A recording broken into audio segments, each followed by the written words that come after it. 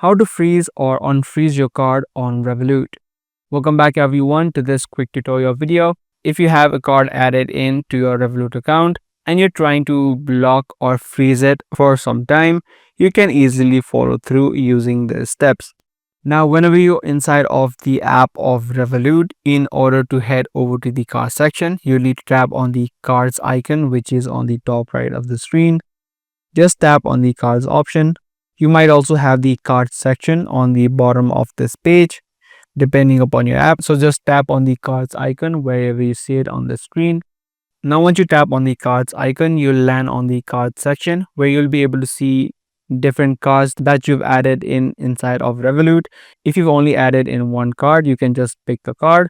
If you have multiple cards, you can just choose from those cards to freeze a particular card. So just tap and open up the cards and you'll land on this section.